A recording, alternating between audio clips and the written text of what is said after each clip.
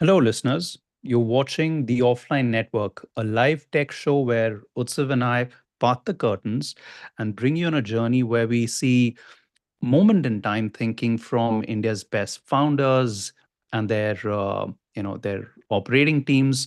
Today, we are going to be speaking with two very interesting guests. We have Ashwin, who leads a company called Xflow. It's a cross-border payments company, and we have, if I'm not mistaken, our first public company exec joining us on the show, the Rumit, who's the CFO for BlueStone, the jewelry company, the well-known jewelry company.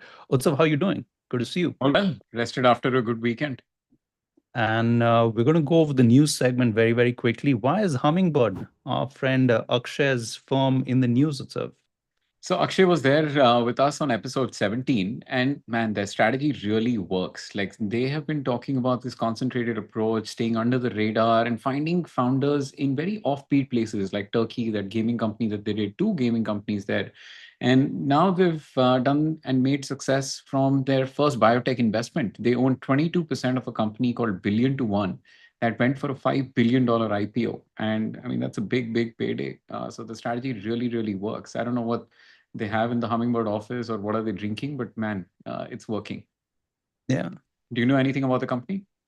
I'm in fact, I just got to know about this company. I'm learning pretty much as we speak more about what they do. But apparently, the story is so Turkish founders, and they were biotech researchers to start with. And this company works pretty much at the crossroads of biotech and machine learning. They started with prenatal testing, and then what they're best known for now around the IPO is early detection of cancer, which of course is one of the dominant conditions of our time, and it's an incredible problem to be solving. Absolutely, and solid work. But I mean, just to give you a sense on how hard venture is, I saw this Yeah, tweet by Anmol Many where he yeah, said that, and he recapped some numbers as well from this ArcWeb article. Lenskart went for an IPO today, by the way, muted listing, but still not something that we shouldn't celebrate. Cherite Ventures, which was previously known as IDG, owned 45% of the company at seed when they invested at 40 less than a 50 crore valuation back in the day. But they did not hold on to this stake, which would have been worth a lot when Lenskart just went for an IPO at $10 billion, almost like a 7-8 billion valuation, I think. Would have been worth a lot. And yeah, I mean, they sold all of their stake between 2016 to 2019 and now just left with 2% at the IPO for when they were less than a unicorn valuation as well. So it gives you a sense on how hard this industry is. And kudos to Hummingbird for holding on. yeah. Yeah. This is what we were discussing with Kashish when he came on as well, how cap tables morph pretty much from one round to the other. And yeah, whoever gets to stay the longest, and if assuming the company does well, gets to ride the success. All big ifs. But what's Yeah. happening in the world of Sam Altman? I figured this is less news and more interesting things we saw on the timeline. So Sam Altman was doing a lot of media. Let's just say he was doing a lot of media, Good and podcast. so were Okay. people in his team. Yes. So and I was telling you about this, right? I was working out one day, and I had the BG2 pod on, sort of running in the background, and Sam is talking with Brad Gerstner of Altimeter, and Brad asks him a question basically to the effect that you're like earning 10 rupees or $10. How are you going to pay? How can you possibly have committed paying 1,200 rupees or dollars in the future? That's like they have $10 billion in revenue right now, which Sam clarified is not 10 but 20, but they have 1.2 trillion in spending commitments in the 1.4. future. So they are, I think it's 14 or 15, maybe, and they should be at 20 billion end of this year. That's what he's projecting. But And it's still 20 and 1,400. yeah, So yeah. sorry, big difference. And that's why the CFO comment also got picked up, right? Where she used that word backstop, which, I mean, of course, if people read in the full context of what she meant, was okay. But Yeah. I mean, media had a field day with it. We have a CFO coming on the show later in this, but I don't think we should ask him about backstops and so forth. But so Sam's response to Brad was, Brad, if you want to sell your shares, I'll find you a buyer. And the internet didn't take to that very kindly. And then he was also on he was speaking with Tyler Cowen, where he asked him a question about the government being an insurer of last resort. Sam sounded like he thinks the government's an insurer of the first resort. So he came out, and there's a long tweet on X where he clarifies that there's going to be that he did not, in fact, at any point suggest there should be a government bailout, a federal government bailout for OpenAI, that the market will sort itself out if any one big company goes down. And he also said the government, if anything, should be spending money on a public AI infra build out, and any money that comes out of it should again go back to the government. There used to be this economist called Mark Green who popularized a phrase called, which is very popular in America, called, like privatizing profits and socializing losses. So basically, if this entire saga was to clear the air around basically that, and yeah, that is that on Sam and his tweet. Sam, no, thanks for breaking it down for us. And Sam also, I think, posted a post about OpenAI where he thinks that 2026 we should be able to make minor scientific discoveries using AI. So, Yeah. I mean, excited to see where ChatGPT 6 lands. But one fun tweet before we head into the guest segment. Our very own founder of Dhan, who's become very vocal after turning a unicorn as well. And he also commented that he can now post all of this because he's never needed VCs. So it's good to hear his perspective as well, that whenever, I mean, he was under the radar when he was not a unicorn, and now suddenly that his company's turned unicorn, hit that notional mark of $1 billion in valuation. He's getting these invites for meetups, catch-ups, seminars, podcasts. I tried reaching out to him and bringing him on our show as well, but seems like he's taking his own advice way too well. Yeah. All right. Are we ready for our first guest segment?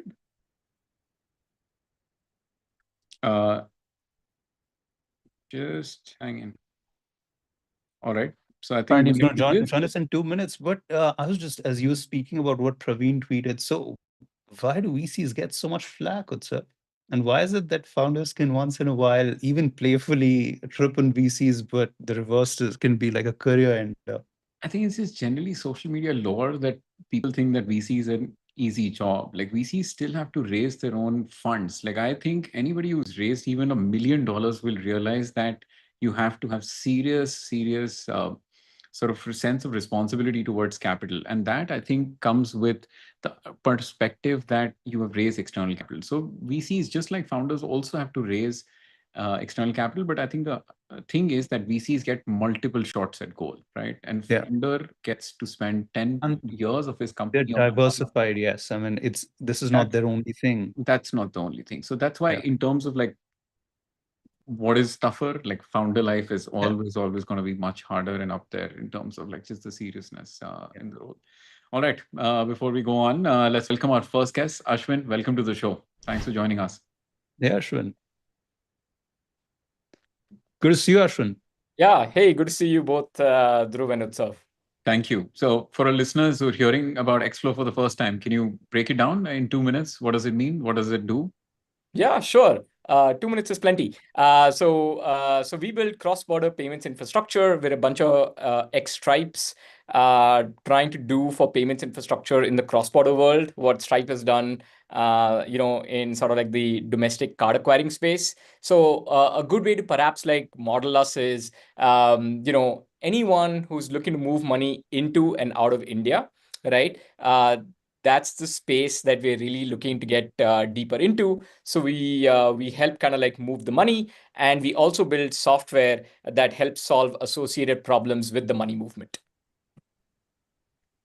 Ashwin, let's do a quick capsule on globally. How has money moved up to this point? What's the SWIFT system? Sure. Maybe like a good way that I describe the SWIFT system is it's basically a bunch of intermediaries, right? So why don't we actually just do like an actual example, right? Utsav wants to move money to Dhruv. Utsav is in India. Dhruv is in the US. And so what Utsav is going to do is Utsav will say, well, I don't really know how to get, what Dhruv is going to do is he's going to say, I don't really know how to get to Utsav. So he'll hand money off to an intermediary, say Ashwin, and Ashwin knows how to get to Utsav, right? That's your best case scenario, right? Remember, right, there might be multiple intermediaries between Dhruv and Utsav, right? So for your listeners, I would say that's probably the least technical explanation that I can provide. So maybe like another way to... Or maybe correct me if I'm wrong. Like, I mean, if there's 3 banks, A, B, and C, and A and C don't have a direct banking relationship, but A has a relationship with B, B has one with C. So that's why you need intermediary banks to transact globally. Historically, at least that's how it's worked. Yep, that's exactly how it works. And one of the fun facts about Swift is maybe a good way to mentally model Swift is it's really just a messaging system. Yeah. That's all it is. It's like sending somebody secure email, right? Yeah. Most trusted, global financial system. Like, can Swift be replaced?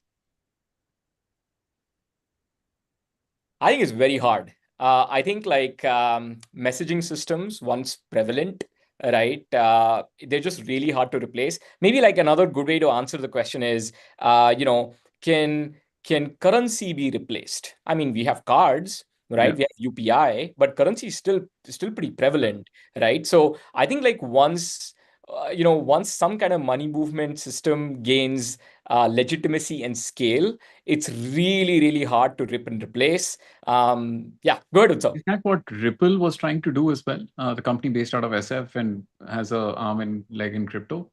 Yeah, I think like many companies have tried to kind of like replace Swift. Ripple tried to do this for the long tail of countries, not really sort of like the main countries out there. But now you see sort of like companies like Stripe and Circle trying to come up with their own sort of like, I'll call them payment blockchains, right? So these are like, I think Stripe released something called Tempo, Circle released something called Arc. So they're all kind of looking at what Swift has built as the holy grail, and they're trying to go after it in different ways. But yeah, I think like once payment systems achieve some kind of scale, some kind of legitimacy, some kind of trust, it's super hard. I mean, just to give you a sense, right? Like Swift is present today, in about 11,000 banks across the world. Right. And so now if you go and tell these banks, well, look at this new thing, this new shiny thing, why don't you go and take this for a spin? I think it's pretty hard. Right. So let's do it another way. Yeah. If you were to design a better Swift or replace Swift entirely, what are the features that you would do? Or how would you convince the banks to this thing? Is it a cost thing? Is it a speed thing? Yeah, I think it's not really a cost or a speed thing. I think the first thing that Swift brings is trust, right? How do I know that, when I receive a payment request from somebody, that somebody is in fact legitimate, right? And I think like that's one of my biggest learnings of being in the payment space. Counterparty risk is what they're solving for, basically. Yeah, I mean, think about it, right? If Utsav says he's good for the money, how do I really know whether he's good for the money, right? And so to me, counterparty risk, just trust in a transaction is super huge. And I think like trust, downstream of trust, there's the standard stuff like, can you move my money faster? Can you decrease settlement time? Can you move it cheaper? Right? Can you, for example, when money is sent from one end, can you capture some information in terms of why this money is being sent, right? Those sorts of things. But I think like the single biggest thing is just trust, right? Like I think like all of us over here probably use like UPI and probably use like cards and stuff, right? Like when you pay a merchant with UPI, the merchant knows you're good for the money, right? Like very simply, the money will arrive. Right now, imagine for a second that there was no trust in the ecosystem, right? Then I think the merchant would be like, no, I'm not getting paid with this. Pay me via something else. And we'll steer the conversation back to Xflow, Ashwin, in just a bit. But for the fintech nerds out there, other than Swift, what are some other common standards that banks in the global sort of, payment, global financial landscape agree on and utilize on an everyday basis? From a cross-border perspective, Dhruv? Cross-border payment infrastructure perspective. Okay, awesome. No, that's a super cool question. I think the thing that people actually forget about is just cards, right? I mean, just to give you a sense, Visa and MasterCard are amongst the largest cross-border money movers in the world today, right? Just to give you a sense, right? Let's assume for a second that cross-border flows around the world total up to say like $150 trillion. Just to give you like a rough sense of the ballpark, right? Like Visa today, is slightly north of 10%.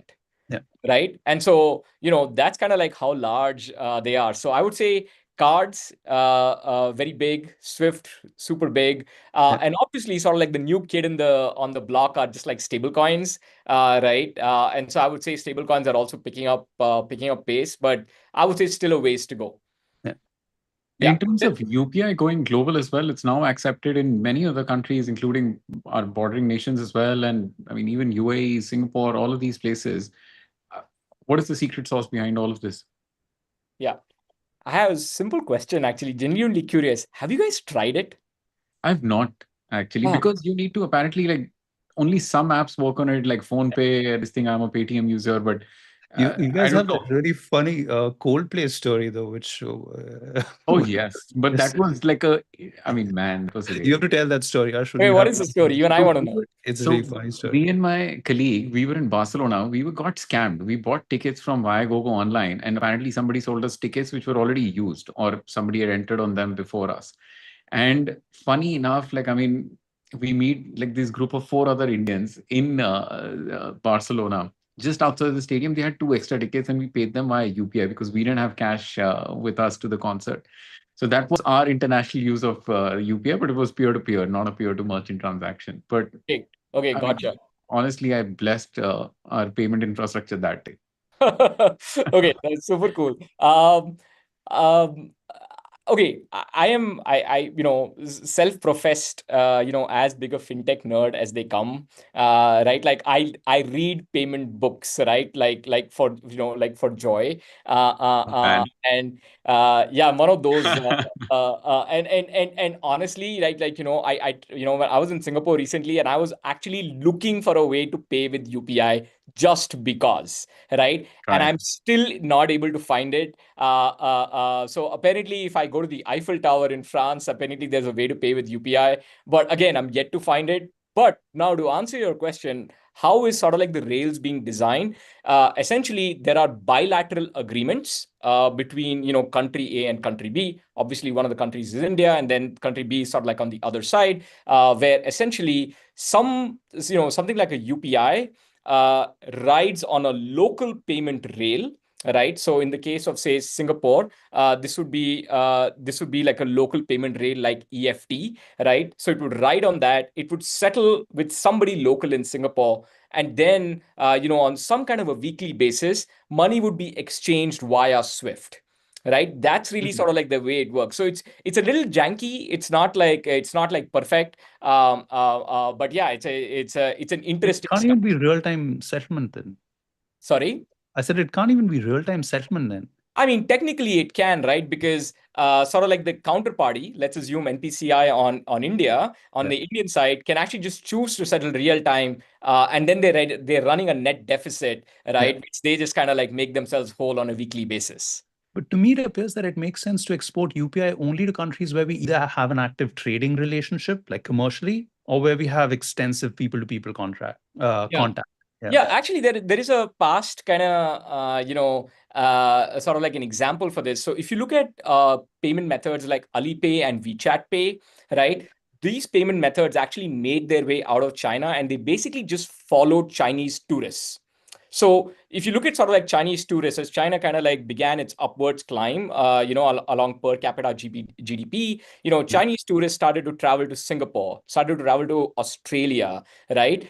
These are the countries that they went to, and these are the countries where these sorts of payment methods first appeared, right? Otherwise, like there really isn't any point for someone to pay via Alipay or WeChat Pay in these countries, right? So as the Indian diaspora sort of like goes outward, right? That's when sort of like these payment methods distribution starts to make sense. Yeah. Maybe Sounds we now like steer away from sort of the global payments masterclass, Ashwin, and bring it to Xflow.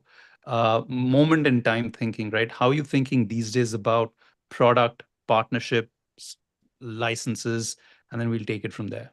Oh wow. Okay, cool. That's a lot. Okay, maybe let me start with sort of like the last thing, right? So the way we think about ourselves is, and by the way, here's a litmus test, right? Whenever you want to find out, if a payments company is really a full stack payments company, ask them how they are organized, right? And any payments company, right, has a four-part structure.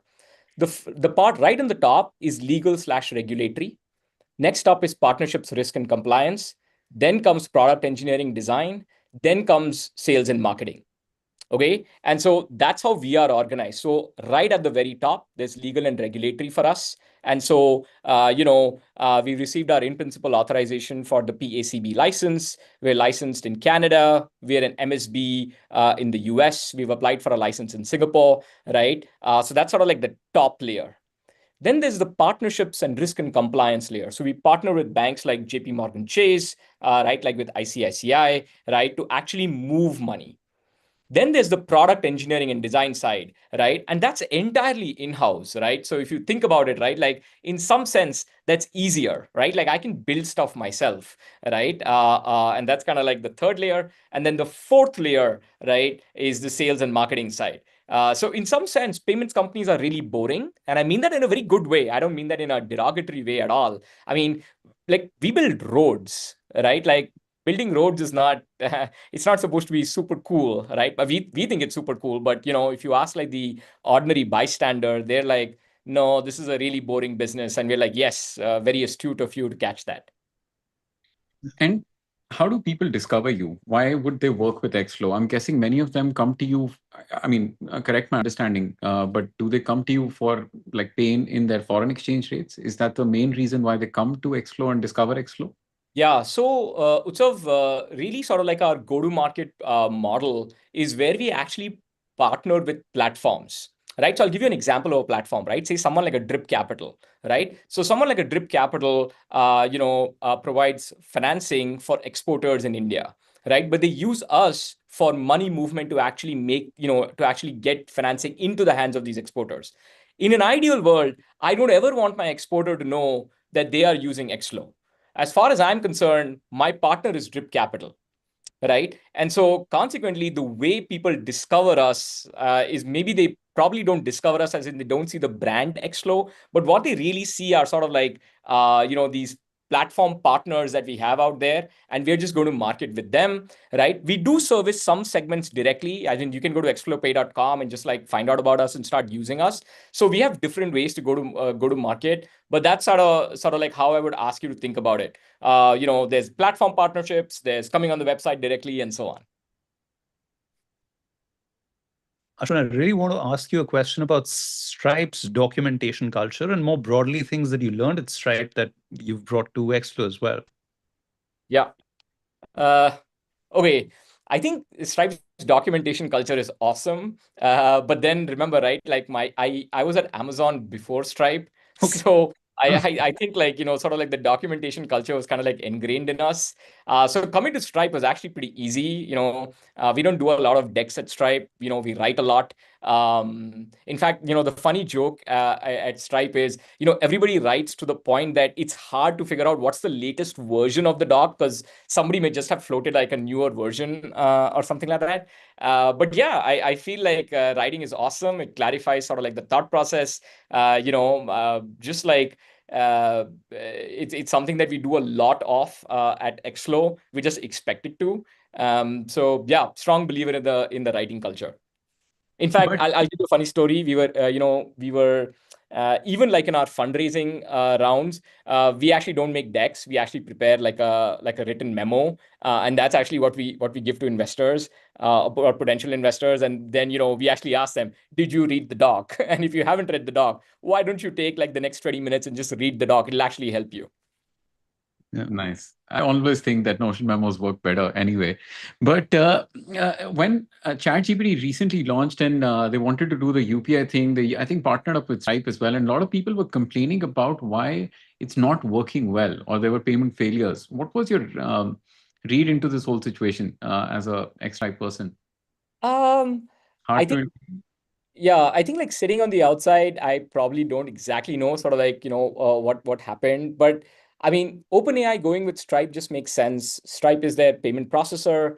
Uh, you know, uh, I mean, OpenAI basically asked Stripe, hey, listen, open up sort of like local Indian payment methods for me. Stripe probably, went and partnered with somebody locally over here, right? And, probably like, the day one or day two launch probably didn't go as well. These things happen. I'm sure they'll iron it out and figure it out from there. And I think like the last thing that I heard was I think ChatGPT just solved it by saying we'll just give 1 year free to everybody, which was which I thought was such an OpenAI thing to do, right? Like solve the problem very simply. All right. Pretty much out of time, Ashwin. Maybe in parting, do you want to give a shout out to any of your buddies who are fintech nerds also who we can invite to the show? Oh yeah, sure. I think there are just so many cool fintech folks that I would love to see on the offline network. I think maybe what I can do through is I can just like drop you like a WhatsApp message. Yeah, That'll be super helpful. And Yeah, with them. But yeah, I'm like huge fan of TBPN, huge fan of what you guys are doing at TON. So I wish you all the success. Ashwin, one final question. It's burning me inside, actually. TransferWise, one of my favorite businesses globally, but they've not done well in India. Capital controls is one reason, but how they transparently display the price to a consumer in terms of international forex movement, right? Can a business like this be built out of India? What would it take? Of course, it can be built out of India. Why has nobody done it then? Like, I mean, TransferWise, I think you can only receive. I don't think you can send from India. Okay. Yes, that's true, I suppose. But again, just kind of like reasoning about this. So TransferWise, if I remember correctly, is now an 82 licensed player in India, which means technically they can actually enable outward. Maybe this is a function of prioritization on their end.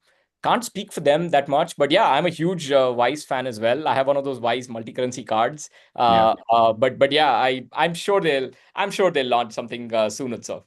All right. Thank you so much for coming on the show, Ashwin. Amazing. Take care, everybody. See you. Bye. Thank you, Ashwin.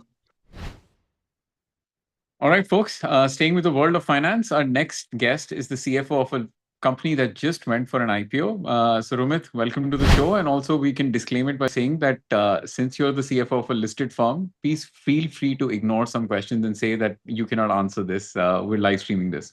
Welcome to the show. Thank you, 𝐓𝐡𝐢𝐧𝐿. And I'm getting used to that last thing that you mentioned, right? Filtering stuff out. So I'm still Fifth Amendment, whatever the Indian equivalent is. Awesome. So how's life been this year after the IPO? What's changed? Pre-IPO, post-IPO. Pre-IPO was, all you have a destination and you want to get this thing done.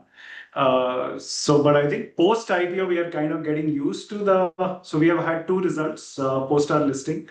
So we're kind of used to getting to that quarterly treadmill, right? So that 3-monthly treadmill, the whole governance structure, obviously becomes a lot more demanding. So those are the kind of things that we are kind of getting used to. And watching the stock prices, right? Like, so I have to, right? Rather, all of us have to hold ourselves back and say, look, don't look at stock prices every day. Don't look at your share price. That is what I think somebody mentioned in a book or on a tweet where I don't think it was Dipinder's book, but somebody said that, employee morale also gets affected by that. Do you sense that maybe in a soft conversation, share price? It is too early, but generally, I think what we tell people is, look, the way we were building in the private ecosystem, the customer product proposition, do the right thing for the business, and obviously you will drive value creation. But the advantage of the private ecosystem is there is no mark to market, right? There is no price that you see every day. So everybody is kind of aligned to that larger vision. So just keeping people, aligned to the long-term value does get a little harder, because they see the stock price every day. But I think we'll know in time. Too early. Rumit, when a company decides to go public, what changes inside of the company? Like when you flip that switch on, what happens? So I think bulk of it is really how your internal governance structures are, right? So the big change is obviously on the governance structure side. Getting ready to operate in a public market governance ecosystem, getting ready to declare numbers, aligning all your financial ecosystem, etc. So a lot of it is, on the finance side and on the governance side. At a business side, I think it's more mental that now you are being judged on a 3-month basis. Earlier, you were just probably on like 1 year, 2 year kind of time frames when you were in the private ecosystem. But now you have to start getting used to market kind of judging you on a 3 month basis. But I think it's important to still hold that, 2, 3 year time frame, even in your decisions, because you may have that temptation, do this thing for the next quarter kind of situation. So you have to kind of be guarded against that temptation. And how long was this journey for the prep? Leading up to the IPO? It took us almost a year. Filing the DRHP is a 6 month process, and then depending on the market, etc., marketing. So it's at least a year and a half. The from flash to bang, year and a half. I'm curious if, given the nature of your business, Rumit, I mean, from your seat, right, from the CFO seat, if there's something that's unique to jewelry businesses, omni-channel jewelry businesses, that other OEMs don't even have to worry about.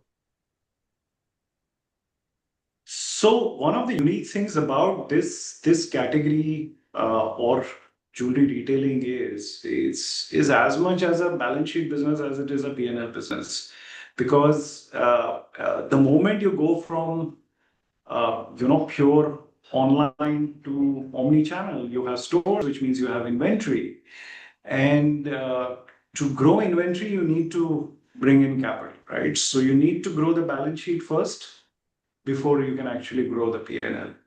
So I think that is what makes it quite unique as a consumer category. Most consumer categories are, P&L categories, right? They're not so much balance sheet categories. This is obviously both, but you need to have a large balance sheet. But talking about balance sheets, yours must have moved up significantly because of the gold prices going up, silver prices rising as well. Thought process in a business where you've probably never seen this kind of gold movement before.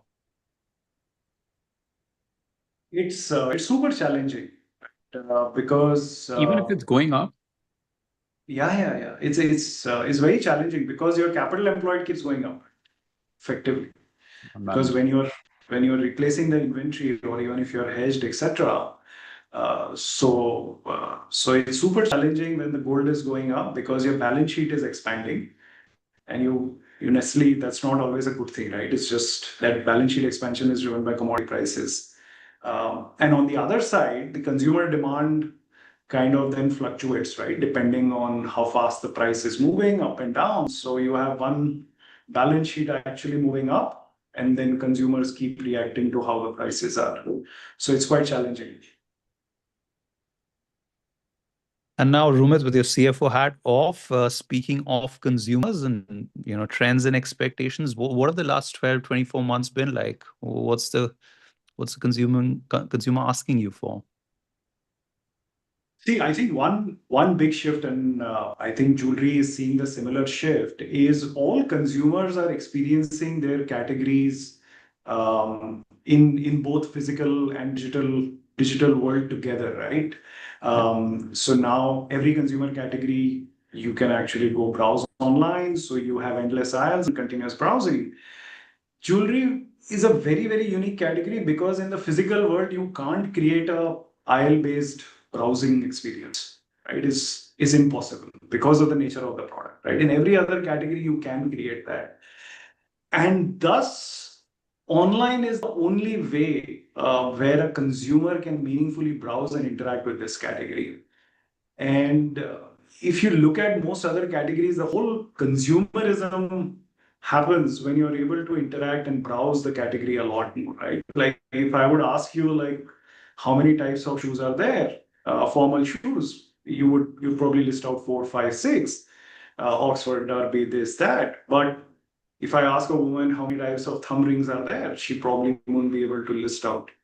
And the difference is really just how much you interact with the category, right? Without being forced to buy. And that is a pretty secular trend, which is what we bring to the table, where consumers love to browse. And if you give them a meaningful browsing experience, we see a huge pickup in terms of browsing, and that is what then eventually converts in a store.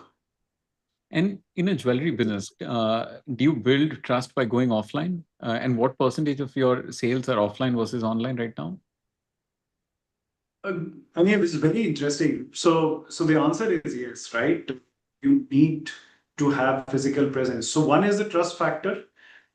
Yes, but this is also a pleasure purchase kind of category, right?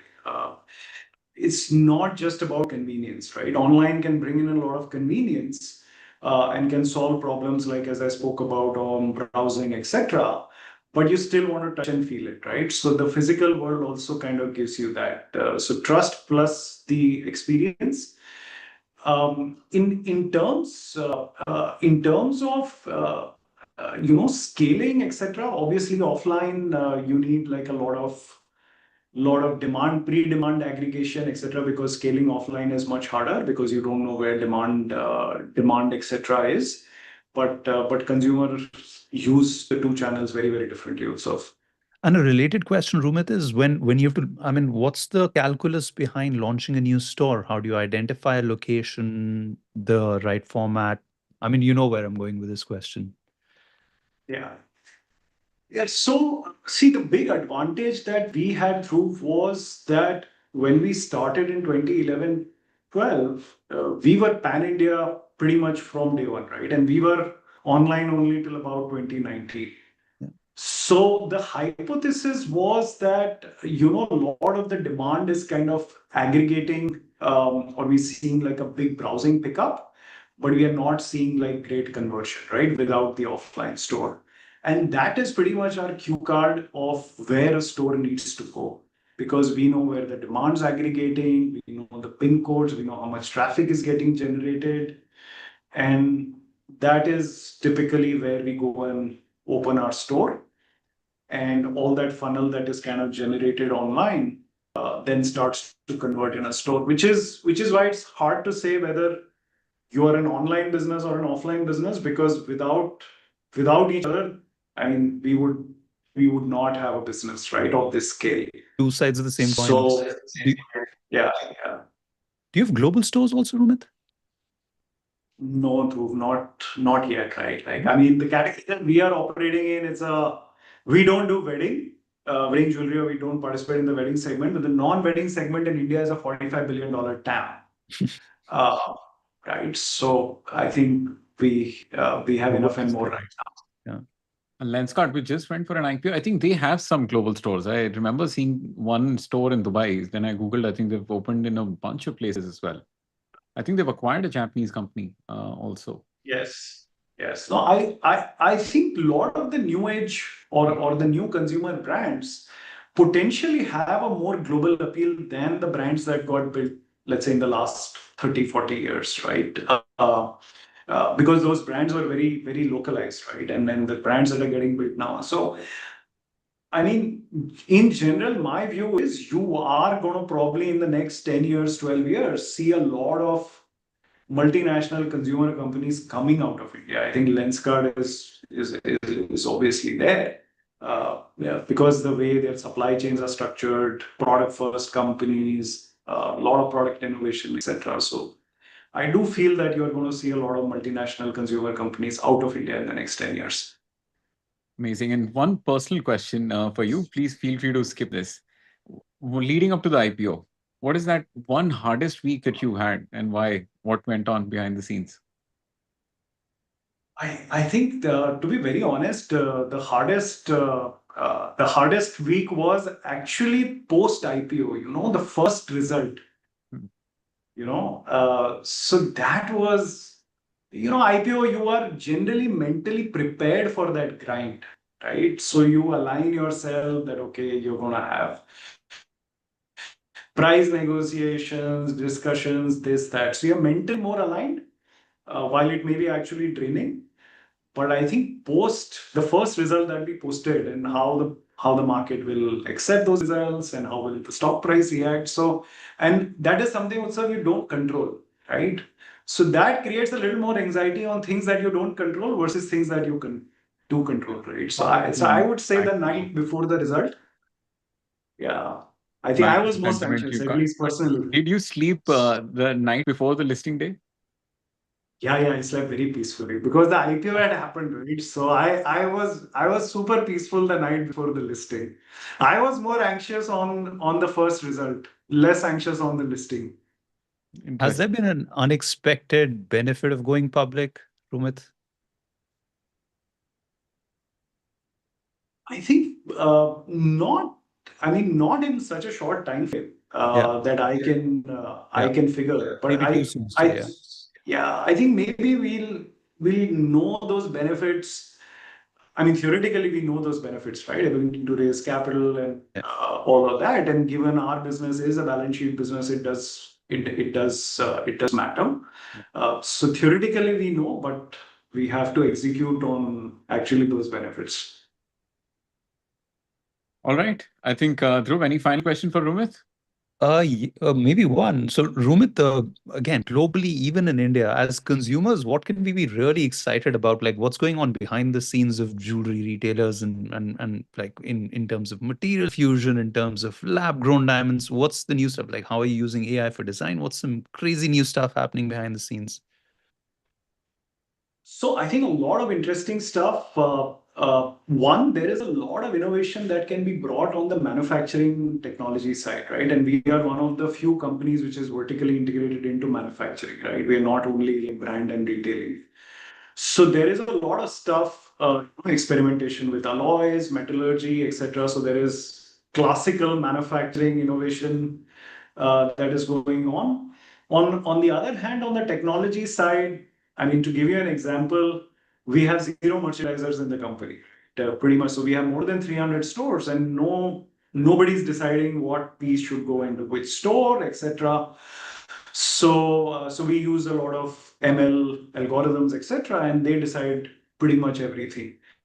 So there are tremendous amount of use cases that can be built around adoption of, call it AI, call it machine learning, call it expert systems in consumer, in customer experience, in merchandising.